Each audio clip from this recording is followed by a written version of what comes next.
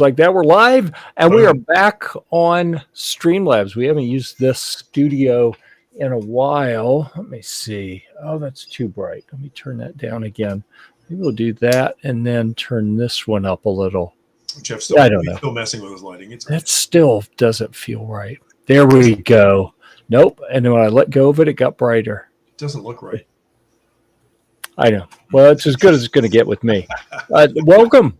We're back for this week of GearReport. We missed, I think we missed last week, or did I just zone out? I don't remember. Turkey Day. We had Thanksgiving last week.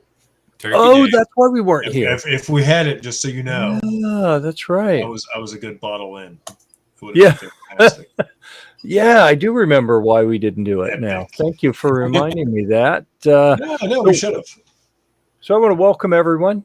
So, hi, I'm Jeff. I'll be your tour guide this evening. We have the Quiet Hustler over here to my whatever side that is over there. I heard a rumor he is Kevin Kinzer, or something like that. No, not that guy. I know that guy. Everyone knows that guy. I'm the brains behind this outfit. TJ down here, Overlord. That's right. Actually, I'm the face. I'm not. Jeff's the brains. We can't fit his whole head in the screen. So we're in trouble. His brains are so massive. I know. I'm not happy with my camera angle. Like all sorts of things changed here. None of us are happy. There's that. No. As soon as I let go, it dropped down again. Oh, is that going to work? There you go. Potentially better. I don't know. Better. There's a weird horizontal line back there that's messing with me. G-Web's updated his logo. He was a smiley face, and now he is gunwebsites.com. So welcome, G-Webs, to the program. Good evening. Thanks for hosting. Always advertising. I love it. Always branding. Right. Always. That's what it's about. Yeah. So we're going to have an interesting program tonight. I didn't know what all we were going to have to talk about, but I did publish something, which is always good, right? As far as a written review goes, right? So I have been publishing like a fiend and doing all sorts of stuff with video, but not a lot with written for quite a while. But I did get one thing published. We are going to look at that shortly in the segment that we call, I keep clicking and then unclicking. Or are you doing it, TJ? No, I have no power. I have no power in this one whatsoever. That doesn't make any sense because you are set up as part of the team. Did you log in with your co-host account? I logged into the link you sent me. Okay, so we'll have to, you decide whether you want to leave and come back or if you want to just next time try to log in. Next time I'll go and log in. Try to log in with your email-based account. Right. And then you are a team member, which means you should be able to do all this stuff as well. I should be able to control the host show. That's it. Pretty much. That's what I'm saying. Which basically means sabotage whatever I'm doing. But not that you would do that. I never do that. Wouldn't even suggest that you would do that. Yes. Sabotage. So, all right, before we dive into the recent review, let's see. I will work on sharing the screen. And while we're doing that, we're going to do, if I can find it. He just made all these just a few minutes ago in the green room. And I didn't make that one. All right, that's so disappointing. Now I got to make a new one. Hold on. What I'm making is where it says recent reviews, I'm doing something like that. Y'all get to experience what we experience before every show. Well, yeah, I'd actually created a few of these, and then with the somehow you said, and we got to do Where in the World is Kevin? I mean, it's obvious. We know where he's at now. Whatever. Yeah. But anyway, he's in his RV. Where was Kevin? What if he started traveling with a bunch of stuff and setting up that room everywhere he goes? Fantastic. Right. We could do that. Just replicating the room. That would be funny. Like, we don't know where you're at. You can lie. You have a mobile patch wall. Yeah, I do. I have a secondary patch wall. Right? It wouldn't necessarily surprise me. Anyway, we know where Kevin is. Kevin is back at suppressorman.com headquarters. That's right. Is that what we call it? Georgia. I don't even know what to call it. This is the headquarters. Augusta, Georgia. Ooh. Nice. Mm-hmm. All right, so let's see. I will share. Well, that was quick and easy. Damn. No excitement. Yeah, there. I mean, it was nowhere near as dramatic as it could have been. I would have lied in a second. Entire screen. We're going to share the second screen, but not the audio. And first thing we're going to do is we're going to look at an article from AJ. AJ, we are powered today. You can see the ticker going across the bottom, Thursdays at 9 p.m., powered by Sylvan Arms, right? Before Sylvan Arms, it was a company that screwed us over that we're not going to talk about anymore. But before that, it was Riton Optics, right? The very first sponsor of This Week at Gear Report was Riton Optics. So here we have something from a former sponsor, the Riton 5, and you may or may not remember Riton. The higher the number, the higher it is. We're not quite top shelf yet at Riton 5, but we're getting there. So if you check out this article, which you know what, I should probably come up here and grab the link and drop it. Where do I put that? If I put that down here, is that going to share it with everyone? I think that shares it on all the platforms. So you can see the comment on our Twitch stream or on, what's the other one here? On the GearReport Firearms channel. Yeah. Popped up finally. Yeah. So, Jesus, now you sound like my wife. But anyhow. Damn. AJ liked this. He gave it 4 out of 5, which, a reminder, we don't make you guess on what that means. We actually have a page that tells you 4 out of 5 means it stands out as a top option in the product class and price point. We try to keep those definitions straightforward and simple. So this is pretty high praise. No one gets a 5, or no one has gotten a perfect 5.0. 4.5 is the highest anyone's gotten. Somebody got one time, but somebody knocked it down, didn't they? Somebody has listen, when we get new writers, that's one of the first things that happens is one of their first reviews, they will submit a perfect 5.0. And I'm like, listen, your job isn't to write commercials, it's to write product reviews. Okay. I haven't done it yet. It's on my list though. And most people, like, I'm going to say, well, not most, it's probably more like 25% of the writers, which is like 60 people, right? So tens of people have submitted 5-star reviews, 5 gear reviews, and had them knocked down to a 4 or 4.5 or something. So anyhow, is between the 3 and the 7 in the Riton lineup, the Riton 3, the Riton 7. You got a couple places you can get them here, and you can read all about the features of this first focal plane scope with a 34 millimeter tube. So we got a pretty big tube for light to pass through. This is one of the big boys. It's got a 56 millimeter objective lens. He's got pros, he's got cons, he's got a summary, he's got some really cool pictures. I'll be honest with you, man. In years past, not all the pictures that got submitted with articles were really pro quality. But between TJ and Ghost and AJ, a couple other the people who've been submitting articles recently, like I feel weird talking about my own website, but like I really think that we've kind of upped the photography game on GearReport in the article. So good job on all the writers for picking up their photography game. So go check this out if you're looking for a higher power precision type scope. Let's see. I don't want to give away too much from it. I will say that when we look at the pros and cons, we don't see a lot on the cons side. The cover nuts were loose. The cover would spin without making adjustments. Interesting. Yeah. So that's what we have there. I highly recommend that you go check that out if you're looking for a precision scope at a reasonable price, because that is how I've always thought of Riton. They may not be the most expensive out there, but for the money, you're probably going to do pretty well with them. And at least that's what AJ seemed to think with his. So before we dive into this, let's see if we just stop sharing that and come back here. We're going to completely mix things up. We don't normally go in this order. All right. Now I'm hold on. I got lost on my little side panel. I got to figure out where it is again. Nope, that's not it. Dang it. It's not design, Welcome to styles, our world, tech. everybody. It's back to text. Yes, I have to learn it over again. This is what we experience every day. Well, every show, It not is. every day. Well, I mean, for me, almost every day. Okay, that was recent reviews, right? We had one that published. go. That's what we're not even. If anyone wants to talk about anything you have in the queue, go ahead and talk about it. We'll do upcoming reviews right now. I don't want to talk. There are a few things in the queue ready to go. There's something from Ghost, a lever gun that looks really neat.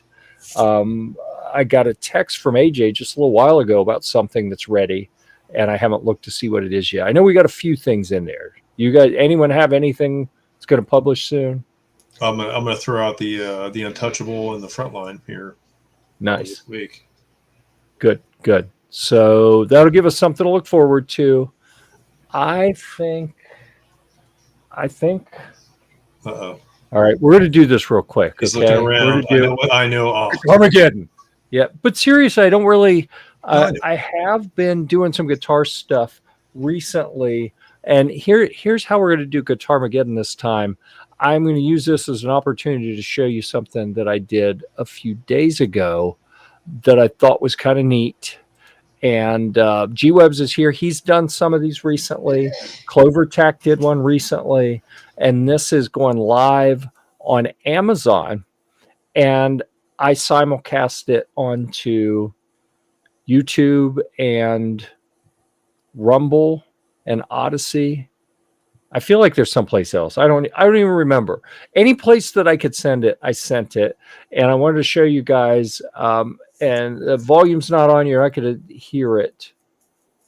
But you can see, oh, of course.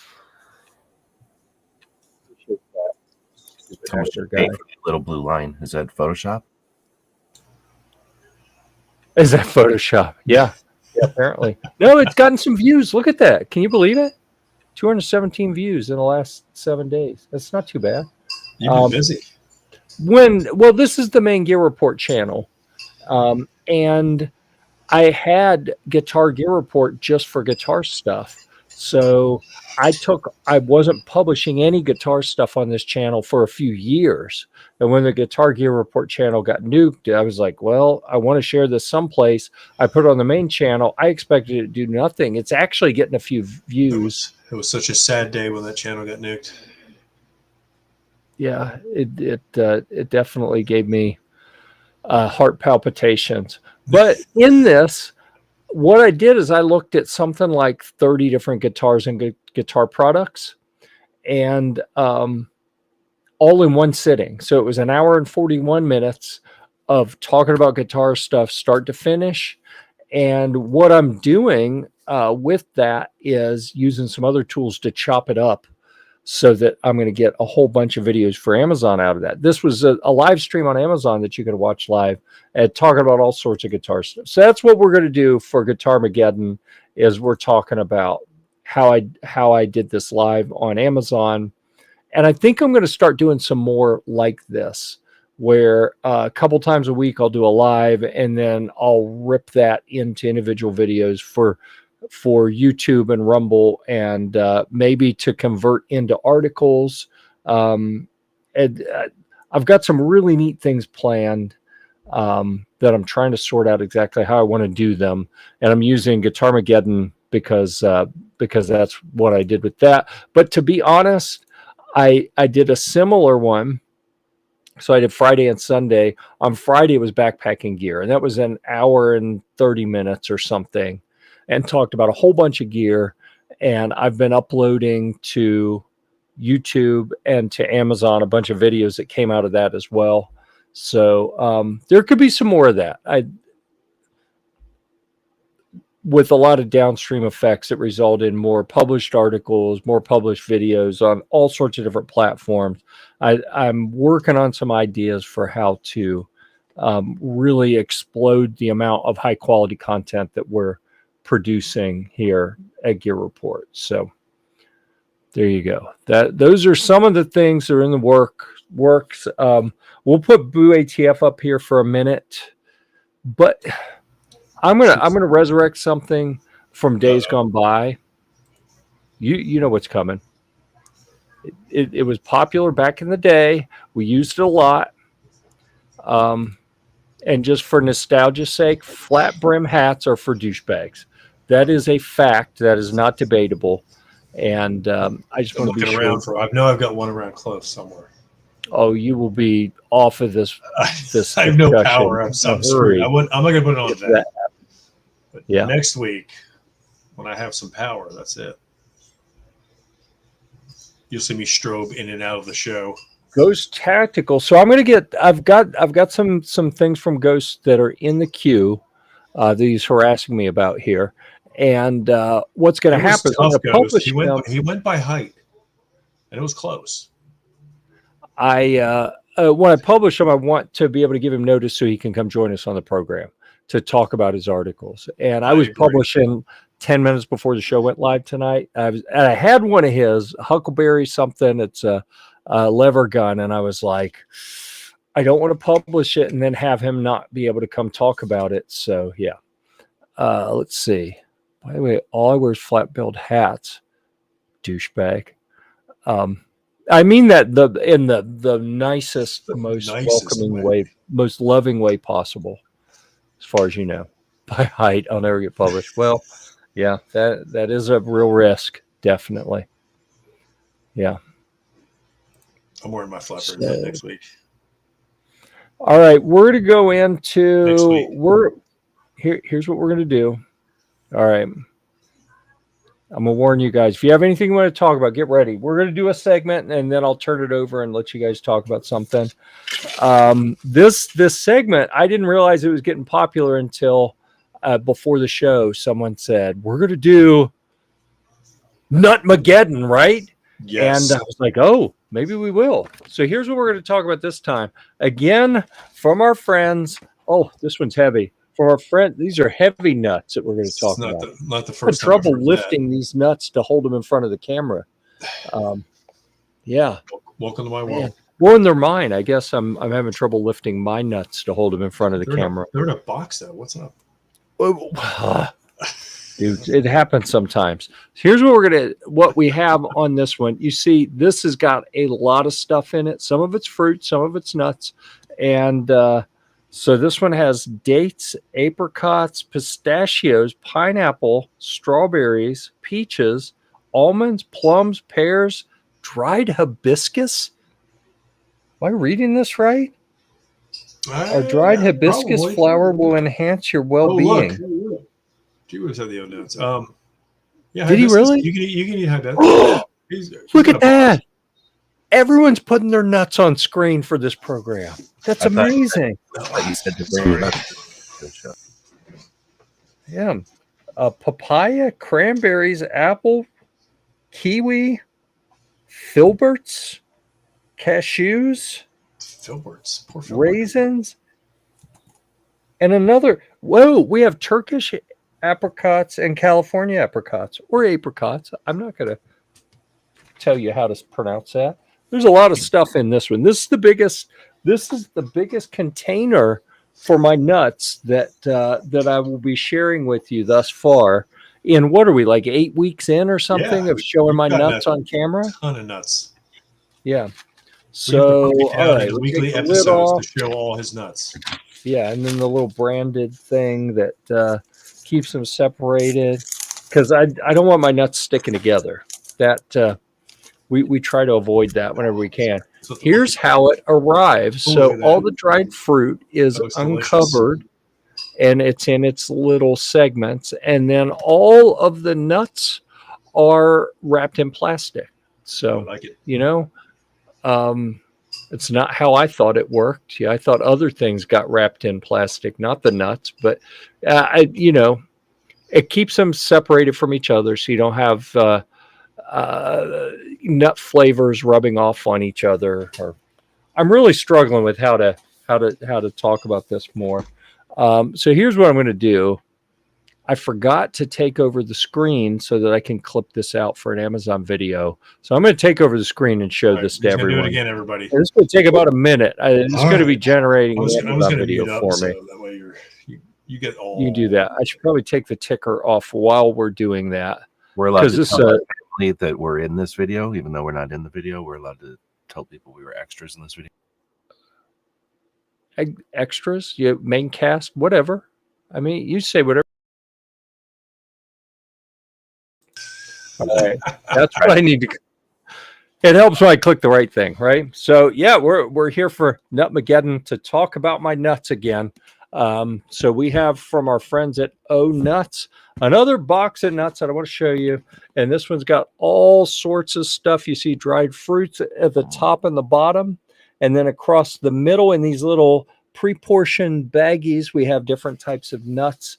This is the biggest fruit and nut tray that we've had our hands on so far, and it is hefty. This one I think is actually, I'm going to put it back together, and it's going to go to Christmas with the family because we got all sorts of stuff: dates, apricots, pistachios, pineapple, strawberries, peaches, almonds, plums, pears, hibiscus, really, papaya, cranberry, apple, kiwi, filberts, cashews, raisins, and a different type of apricots, all in this one box. So there you go. And honestly, it's not that bad of a deal. I'd look into it if you like this kind of thing and you're doing any entertaining. All right, just like that, we have recorded an Amazon video. Excellent. So I appreciate you guys for that. And I honestly think I'm about 8 weeks in, and the 1 week they sent me 2 things. So I think I probably got 1 or 2 more weeks of those things coming. Let's see. Listen, I think they're going to keep sending them as long as you keep throwing out the videos. It could happen. I don't really, but whatever. Listen, you know what we're going to be in a SHOT Show, everybody. Just throwing it out there. Dried fruits and nuts. Yep. And maybe some beef sticks, which Oh, doesn't sound good in any way, shape, or form for me. we talked about nuts. We should probably talk about meat sticks now. So I'm going to take the Meat screen stick back getting. again. I apologize. Well, I should have made a thing for this. Let me get rid of the ticker again because I'm going to blatantly use this as an Amazon video again. So there we go. If I can click the right thing. All right, here we go. Nick's Sticks. Be sure you enunciate when you say that, otherwise it sounds kind of dirty. These are interesting meat sticks. This happens to be the beef stick version, and I want to read a few things to you that I think are meaningful. 0 sugar, so it's not a low-calorie food. 100% grass-fed beef. It's got 10 grams of protein, 120 calories, but really they've gone the extra mile on the type of things that you might see at like a Whole Foods. So we have beef raised without antibiotics or hormones added. They have no artificial colors, no soy, no MSG, no nitrates or nitrates added. It is a gluten-free product. It is Whole30 approved. And I'm trying to find if there's a kosher mark on here. I can't remember what the kosher mark looks like, so I'm not sure. Certified gluten-free. I've not tried these yet, but I gave one to my son, and he said is it tastes good. He heated it up, liked it even better. But he said if you're used to something like a Slim Jim that is really not very good meat, but it's got a lot of spiciness in it, that this may not be as spicy as you're used to, but it is ostensibly this should be better for you based on what I'm reading on the label. I'm going to try one of these tomorrow. I've already eaten for today. But there we go. Nick's Sticks. Again, be sure you enunciate that or it'll sound like you're saying something else. Awesome. Okay. Nick Sticks. Love them. Have you tried them? I have not. Not yet? I've got the Paleo Valley meat sticks. Oh, these could end up being backpack meat sticks. Oh, I guarantee. I'm seeing a SHOT Show, everybody. I'll let you know how they really are at SHOT Show. Right. So there we go. And that finished up Nutmageddon. And I don't think we're going to even make Meat Stick Mageddon a thing. No. And let me get back to our comments. Sending those every week. You'd be like, feeding the family. Oh, yeah. Let's see. There's a special section for that, for the nuts, maybe? I don't know. So I got behind on the comments. At your age, your nuts must be by your knees. Well, they're actually... My nuts have been on the table. actually.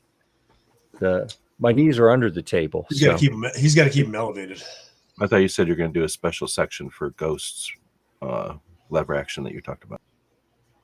Well, what I'm thinking is I'll get it published so that next week he can come on and talk about it. Because that's actually how this is supposed to work. I think AJ just didn't get the memo because he never comes on and talks about his articles. But the idea with the current design of This Week of Gear Report is when Kevin writes something, he comes on and describes that article to us. When TJ writes something, he talks about that article and that product and the process. And it's a chance for the audience to get to know the author instead of just reading about it. So I think that format, we may revisit that a little bit moving forward, but I think we're going to go into more like interviews with people type things for the show. It's the best one. Once we get into the new year. So we got a couple more weeks left of the old format. And what are we, 226 or something shows into this? I don't remember. This one actually 227, and you didn't even do anything special. This one doesn't say. What did you just give me a hard time for? This is episode 227, and we're not doing anything special. It's 227? Really? Wow. Ghost is on a roll here. Do you like sweaty balls?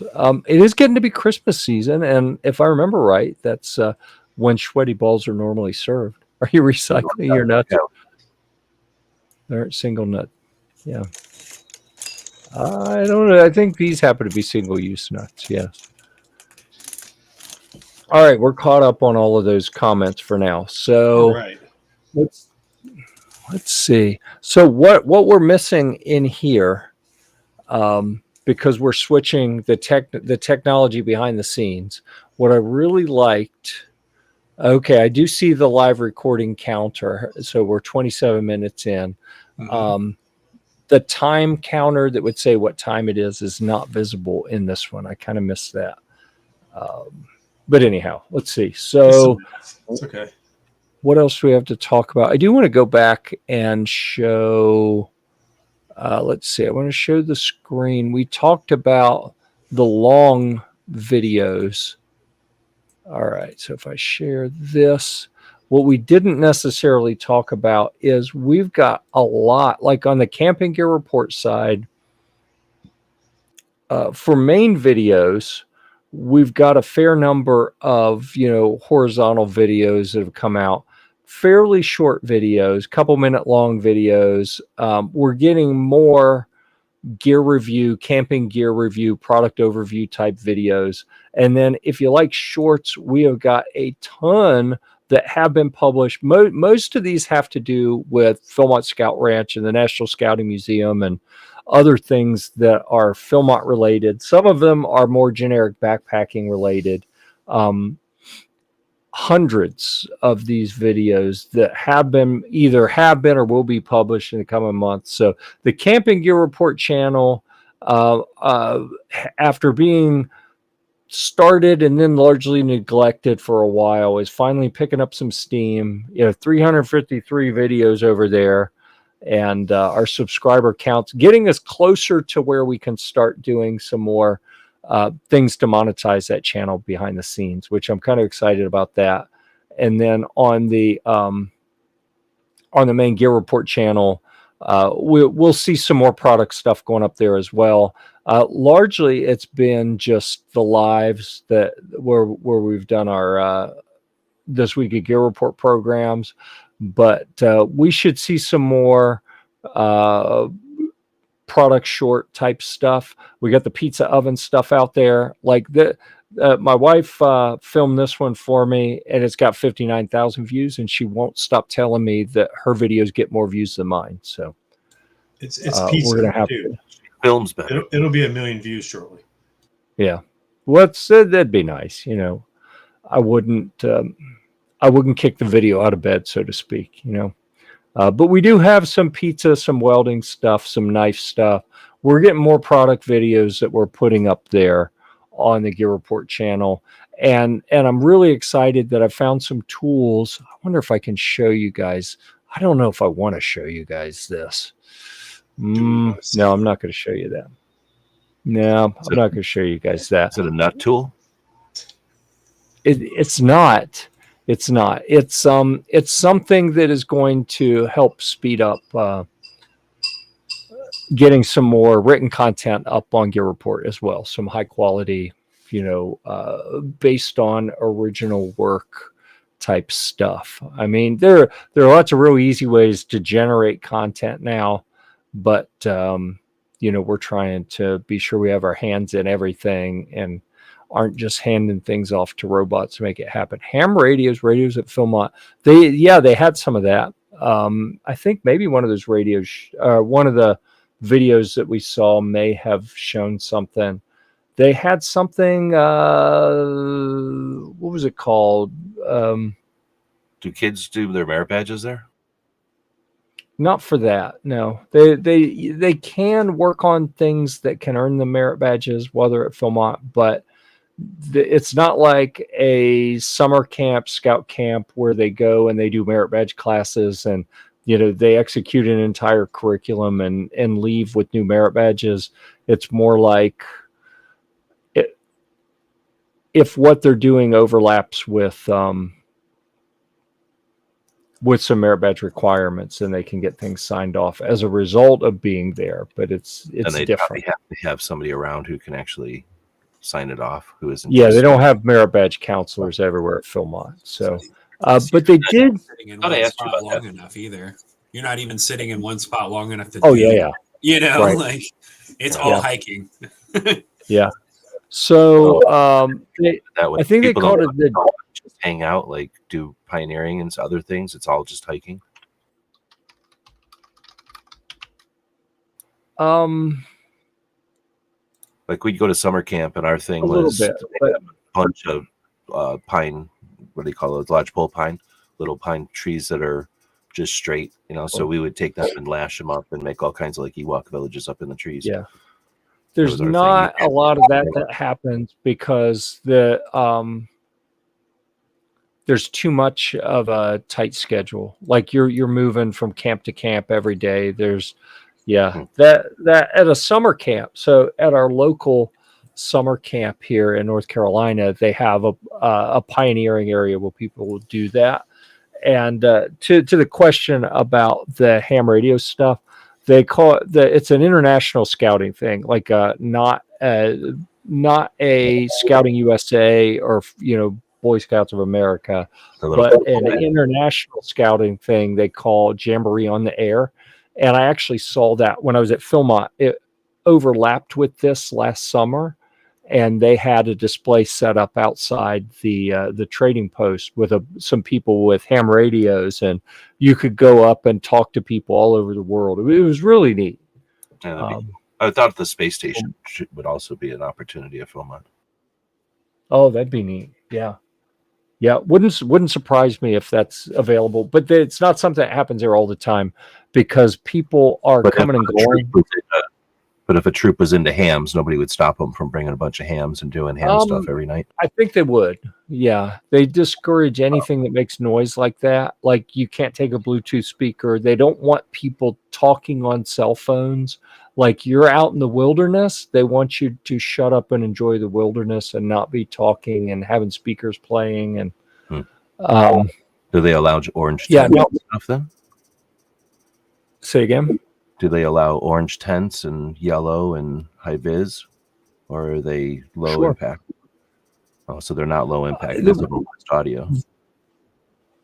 Right. Yeah. A lot of tents are happen to be brighter colored, but they don't want. You can't bring a yellow or orange tent. Like they'll tell you get lost. You have to bring a brown or green tent so you don't ruin it for everybody visually. Yeah. Well, that's a new one to me. I haven't seen them go that direction. When does Philmont prep start each year? So usually about 18 months before a trek is when the crew will start coming together and start doing their physical prep and gathering their gear and setting up shakedown hikes so they can go out and test everything and make sure everything works right. So it's a big process. I tend to go on short notice as like a free agent, but most people, this is something they prepare for quite some time. Jeff just stays Like in at least fantastic shape. He's ready to 6 go right now. in a minute's notice. Ready to go. Yeah, well, I stay in good enough shape. I wouldn't push it anywhere beyond that. And yeah, all I need, like I do worry a little bit that one of these years I'm going to get out there with a crew that's where I'm the slowest person, and then I'm going to be miserable. But thus far, I've always had a couple people markedly slower than me, so I never had to push a pace to where I was in trouble. Like I'm not going to be able to keep up. Oh, you just wait, buddy. It's going to happen, and it's going to rock me. I'm going to be like a shell of the person I was when I get back. The whole Philmont section will be gone off the website. Yep. What happens? It'd be like, yep, that was fun. I'm done. Yep. But not doing that anymore.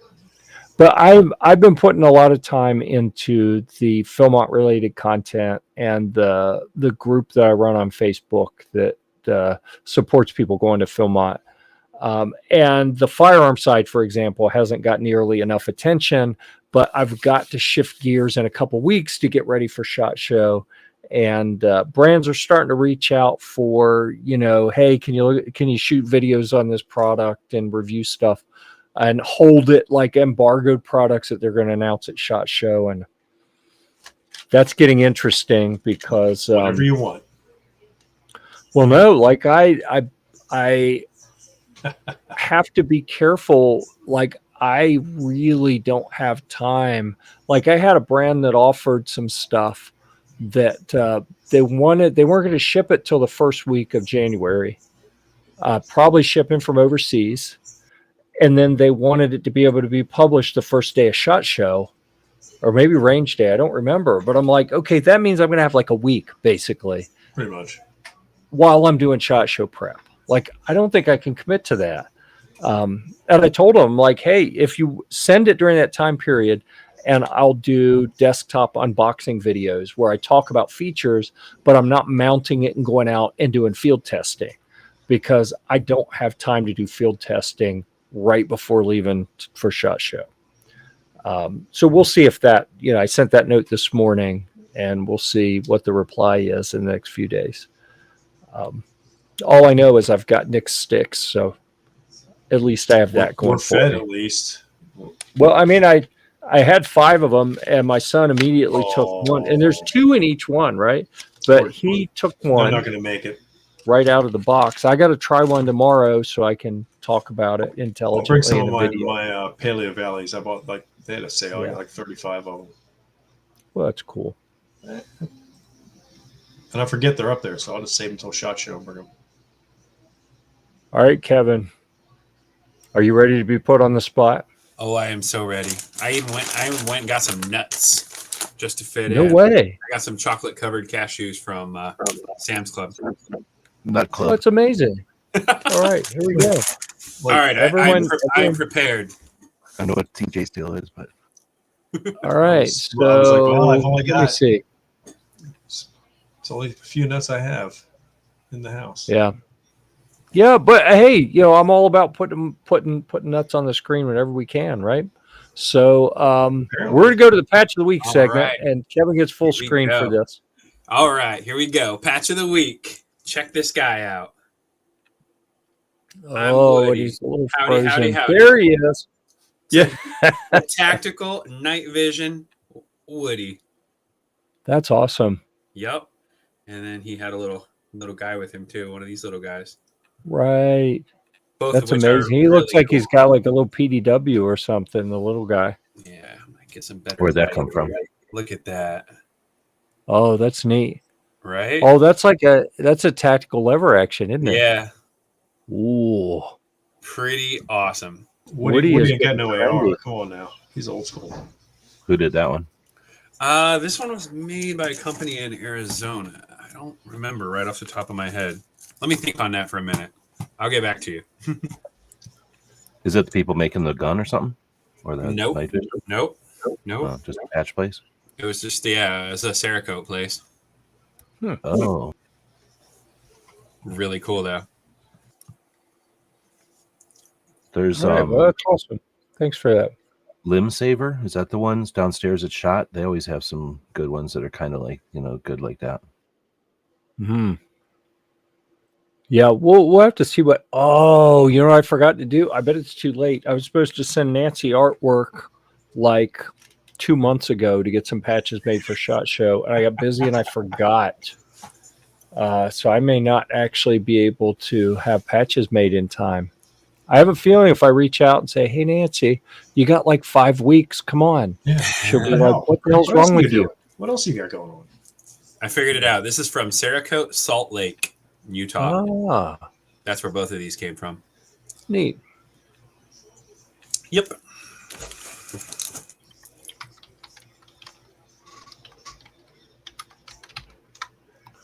All right.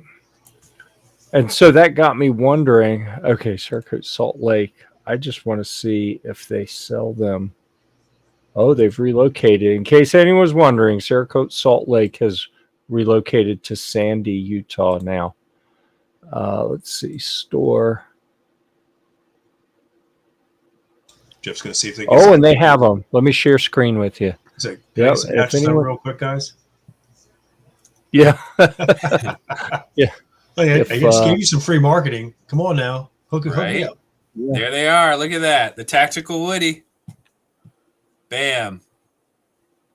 They marked them down on sale for $10. And that's just really cool. Yeah, that is. All right.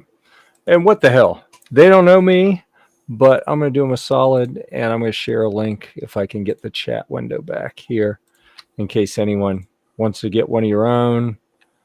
Then, I think every guy should have a Woody. So I think it's worth sharing. Life, yeah. At least one. Well, yeah. Right. Everybody should have at least one. Yeah. Well, that's what I'm saying. All right. So let's see. I think we've covered all of the pre-programmed stuff for the program for this show. So let's talk about, since we got a bunch of people who go to SHOT Show here, why don't we talk about, because we're getting to the point where you kind of have to expect that people are starting to get excited. And I haven't been paying attention really, but I haven't heard much about new stuff. I've had a couple brands send information, but I haven't seen any publicly published information. Like I know about some things, but nothing I can really talk about yet. Have you guys heard about anything? Like, is there momentum building for exciting things that people are looking to see at SHOT? Have you guys heard of anything yet? I mean, not as of yet. I've seen a couple of we got a new product, we want to unveil it at SHOT. I'm like, awesome. What is it?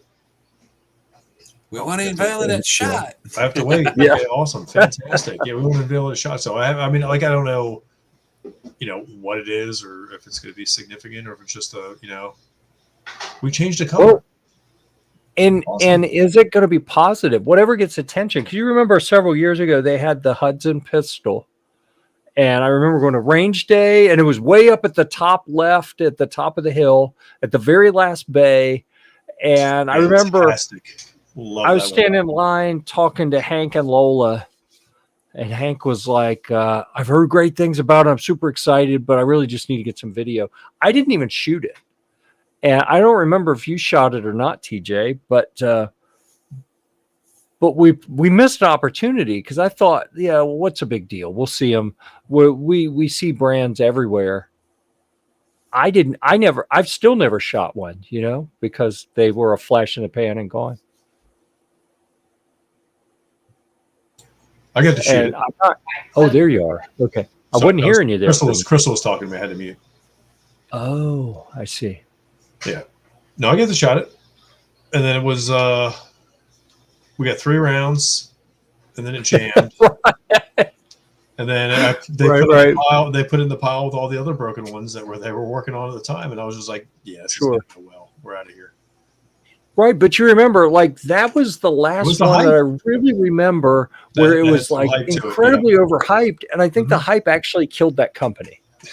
Well, I really do. It created too much demand, and then they couldn't keep up, and it was they I think they released it before they got all the bugs out, and that was the problem. They should have said, you know what, next year. Yeah, but part of the bugs were their their workflow to actually produce them. It was they maybe had some prototypes that mostly worked, but they weren't ready to go full production. Right. But then demand went off the charts. So. It did. But I mean, that's one of the classics. Like, listen, do not put a product out that is not ready, because it'll ruin you. Gone. Yeah. Like, and be careful what you ask for, Yeah. So who's going to get decimated by too much attention at SHOT this year? That could be the new discussion, huh? When you talk about that gun, that's the I forget what they call it, something of a 9, and it had the low bore axis. I bet you there, except for people that what it was.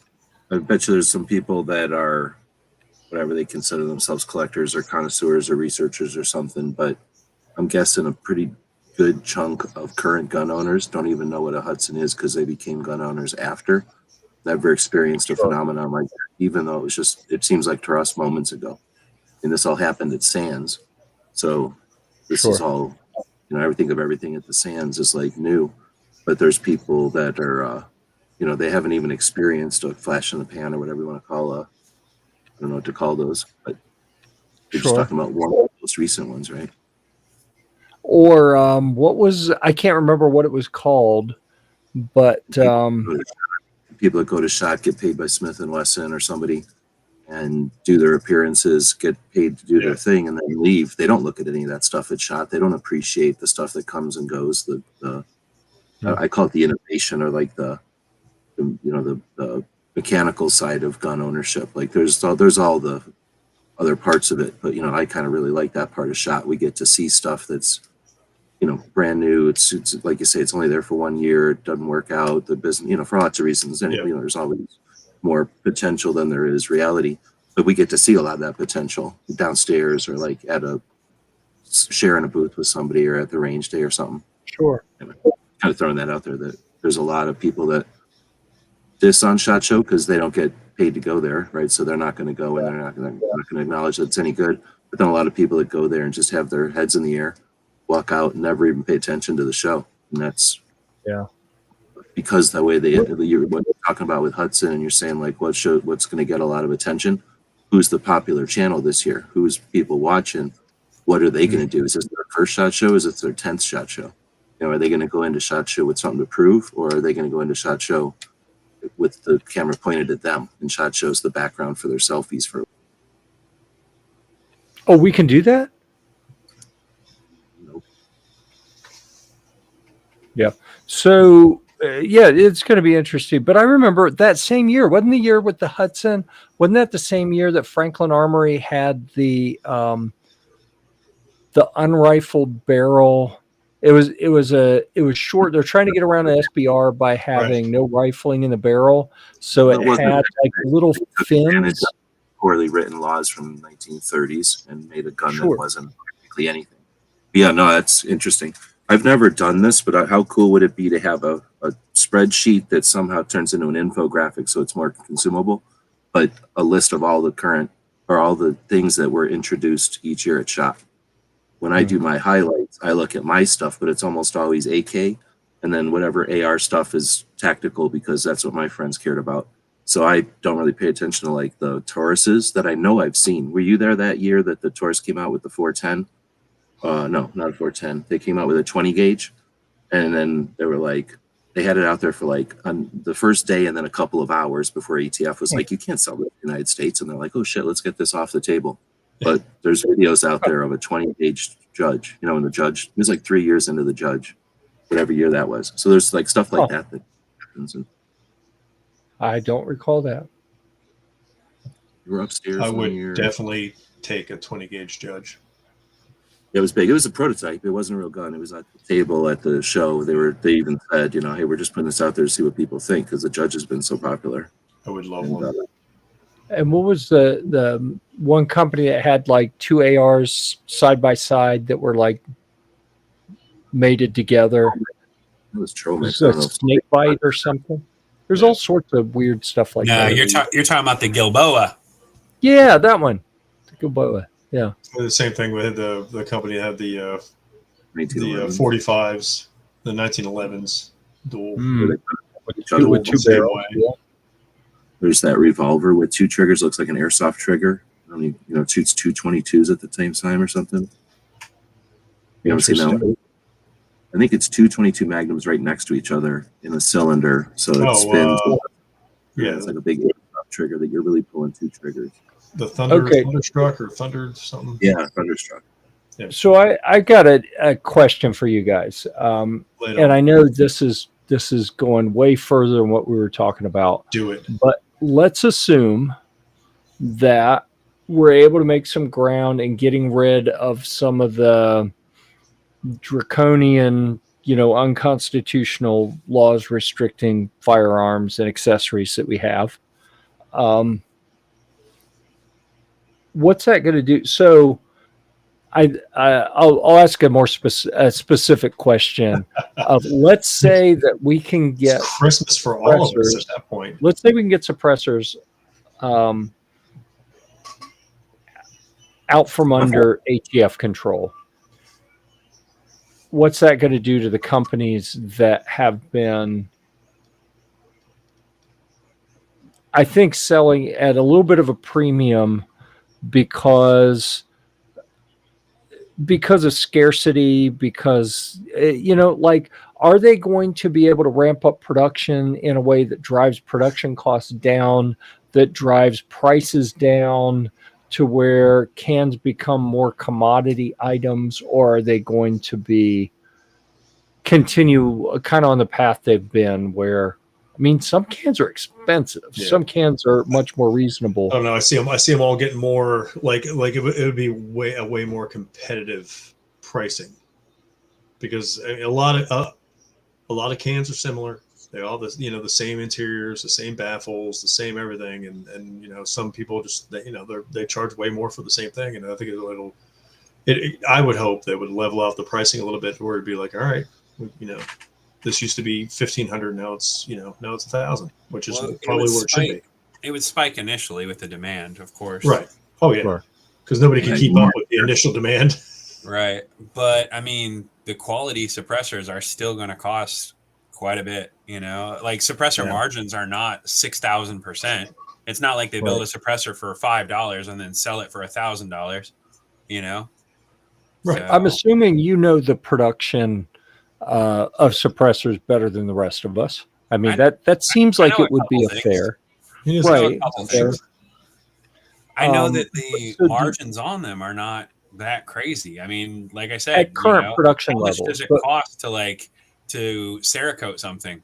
How much does it cost for a machinist and materials and titanium and compliance and QA and ATF, all that garbage? Sure. But we don't have the ATF anymore, though. That's just right. If you're just drilling some holes in a piece of tube in your garage, then sure, you can do that a whole lot cheaper. But if you're milling down titanium bar stock, you need machines to do that. All that stuff is going to cost a lot of money. And so I see it like everybody, if it's nuked out of the, we don't have to do the tax stamp and it's just an accessory like it should be, then everybody, Diamondback will make them. Everybody who has a machine shop will start making suppressors, and it'll just Sure. I think there's 2 answers to this. The only way that it gets off the NFA without some kind of aha, gotcha, is to create awareness and understanding that suppressors aren't a problem. So you change the society so that it's not afraid of suppressors. In other words, that creates a demand for suppressors even more so, right? So the other side of it is right now suppressors are made because people have to buy them, as with all the hassle that we all know. You buy them to buy one suppressor to last a long, long time. There's countries where they make them that are very temporary use. There's applications for very temporary use ones, and those can be made out of injection molded plastic because they only have to last a magazine or 2. So once there's no regulation on them and more people have a demand for them, you could see suppressors being like in a jar, like cigars at the bar, and you go up to a course and they go, hey, what can do you need? Oh, I need a 40. And you jam a plastic Nerf looking thing on the front of your muzzle, You shoot the round, the stage or something, and you wing that can into the recycle bin. It gets shaved down and 3D printed into a new can for next week, and it's just like shotgun shells or something, or shotgun husks, where we just think of them as reusable and leave them at the range so that we don't have that lead junk on us. So once you don't have to make a suppressor that has to last your lifetime, it doesn't need to have all that milled titanium and all that. But on the other hand, once they're free to have everybody wants, now you're going to have people, just like people want a Ferrari and some people want a F-150 truck, there's going to be people that want the ultimate of ultimate, and they're going to put all the attention they possibly can into either making them quiet or lightweight or dissipate heat or whatever the thing you might want from a can. Yeah. Yeah. The disposable, that was a neat discussion that I always, one of the people I really enjoy talking to in the firearms industry, I don't see him very often, but I've had some really neat discussions with Mike Pappas at, what is he? He's at Dead Air. And that was what he was really interested in when I saw him at the end of October. I was telling him that we'd just blown apart a couple 3D printed suppressors, like 2 in a row. 2 shots in a row, 2 destroyed suppressors in a row. And as we were talking about that, he said that that is where he really thought that there was a lot of big, if I remember correctly, a lot of potential for complete cultural change for how we use them. Exactly what G-Web's just described of, maybe you get one for a big hunt and you use it, and after a few shots it's kind of blown out and you recycle it. But for a hunt, I see that's where somebody wants the like matched set. Yeah, they're going like the good one. Sure. Yeah, like the best crowning ever because they got this can on there. Plus they want to have the best noise signature for that hunt. But I know what you're saying. Like maybe for the match or something, you could care less. You just want to be polite for the range or whatever. Yeah. So, but I really wonder, like, without the regulation, if demand spikes, demand will spike. Is anyone going to ramp up production to the extent that economies of scale, production economies come into play that allow them to, buy bigger, more automated machines, who Volter? There's some manufacturing here in Arizona. Tucson. Volter. What'd you say?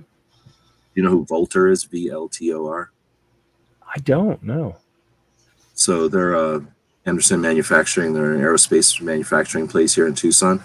It's kind of a neat place that was built on one of the old runways from World War II. And they own a runway, and they built their manufacturing thing there. So they've done a lot of neat stuff, including like some of the forefront vibration welding. So they have parts that are on Voyager or Challenger, or Voyager, I guess, is the satellite that we threw out into the world, right? Oh, yeah. So they have parts that came out of Tucson that are on that satellite that are like outside the solar system and all that. So they created Volter, and they did a bunch of that stuff. We've got all the aerospace people down here. They could throw in the that 3D, that metallurgic 3D, whatever they're doing now. Like they did that. Yep. Remember that jet engine they showed us one time? They did the cross section. I think it was on a Wednesday at the upstairs. They did a cross section. They were doing the metal injection, the metal 3D printing stuff, and they're like, this is on one of the rockets that I see go up every other day or so down here. And all those companies will be able to, throw them out. But it just depends. If they don't have to meet all the NFA guidelines and stuff like that, everybody's going to throw out suppressors. If they still got to do it, then it's going to pretty much like it is. Volter made a $300 can though, and I forget what year that was. But so they're a big facility here in Tucson, and they're into guns, and they wanted to do something for people that were doing classes and stuff where you didn't want to necessarily ruin a really expensive can or even need a really expensive can, but still wanted to have a can. And it was, I think what you're talking about, like less processing, cheaper materials, and maybe not the highest end can, but it was $300. So with the tax stamp, it was under $5. Yeah. And there's been other companies that did $300 cans, but this was like I think what you're talking about, like dedicated production run, like let's see how cheap we can make, practical cans, not fancy cans. But that was years ago. Bolter's hardly even a thing anymore. But they tried to put that out at a time when we were sitting good. I forget when that was. It's probably Trump's first thing or something. So like when gun owners weren't really worried about stuff and we were all just paying attention to and that kind of thing. And now you've got a whole new generation of gun owners, or a whole new type of gun owner who came around from 2020, and this is their first gun as adults, and it's for CCW. And why don't they want a can? Like, they want a can. Like, it's their right to have a can. That's why we're selling so many cans. In addition to the people that are gun people, there's all these new people, and they want cans. They didn't grow up not having cans. They see people on YouTube got cans. They want cans. I want a can on every rifle I have. I mean, seriously, look at some of the new gun channels. I don't know what to call them. Like, the people that just have gun collections and show them off online. Like, some people show off their guitars online, and they have cans on like every other gun. Yeah, look at that guy up there. They've lived their whole adult gun owners' lives being able to go to the place and do that silencer central. Is that what it is? Where you type in a kiosk or something and you get a can in a couple of days? Like, that's how they've lived their whole thing. Like, at least for me, I grew up where cans were like James Bond movies and stuff, and now they're literally I think every single gun store I've ever been to has cans now. I mean, I've been to in the last couple of years. Have you been to a gun store without cans? I mean, it's tough. Kevin's been to some gun stores that didn't have cans when he got there. Yeah, when he got there. They had them when I left, though. Yep. Yeah. Like that guy up there on the upper corner. He's got a can on every rifle up there, doesn't he? Crazy. Yeah, look at that. It's amazing. That's what I want. I want a can on every rifle and pistols if they have threaded barrels. So I'm like Jeff. I'm almost like Jeff anymore now. Jeff's like, I don't want a pistol unless it's got a threaded barrel. Like, don't give me a gun. I don't want anything. Don't give me a gun if it doesn't have a threaded barrel. Yep. I pissed off more than one brand by saying, yeah, but it didn't have a threaded barrel. Like, seriously, so what do you expect me to do with that? SHOT Show's a hoot with Jeff. And you wander around like oh, they give the whole spiel on the product, and all he goes, does it have a threaded barrel? And they're like, well, no. And you're like, all right. Well, if we're talking all gear, I don't pay attention to guns. I don't have respect for the 9mm guns that have been populating since the last couple of years for no reason. But I think night vision is going to be a big thing this year. Yeah, definitely. I feel like thermal has kind of turned a corner, that there's some consumer priced thermal stuff. Some stuff's getting cheaper. ATN's got some good sales. ATN's had some good sales over the holidays. But I'm poor, so it didn't matter to me. And pretty much everything I said about cans, right? Same thing applies to the kids with NV. They want it. They either had it when they were in, they gave it to them at basic or something, and then they just think that's how the world is. Yeah, that's a good point. Cool. All right. Well, we have exhausted our hour, so I'd like to thank all of our panelists and thank all the people who have participated in this show that we like to call Flat Brim Hats are for douchebags. As soon as I get power next week, I'm wearing a flat brim. I actually don't have the banner I was looking for. Medieval gave me one, and I've got one from Night Force. one. Those are the two I have, and I was like, you can't bend them. I tried. They're flat. They just go. You look like a bear, like what Smokey Bear wears, like a drill instructor. No, it's like what Ghost wears all the time. That would be different. That would be okay. It's like the ones Ghost wears all the time. Take the hat that TJ's wearing, and if the brim were totally flat on that, then it's by notch. I would have even less respect for him than I would have notch. I would have no respect. So like somebody who has a pickup truck, but then they lower it and slam it down to the ground. Yeah, it's kind of like that. Yeah. Yeah, it's just how it is. It's not disputable, not debatable. We saw it on here. They're douchebags, apparently. Yeah. Okay, so as the ticker at the bottom says, we are powered by Sylvan Arms, and we will be powered by them again next week on Thursday at 9 p.m. on the East Coast, the only time zone that matters, as far as we know, right? Yeah. So until then, we'll see you at the range. Boom. That's a big finger right there.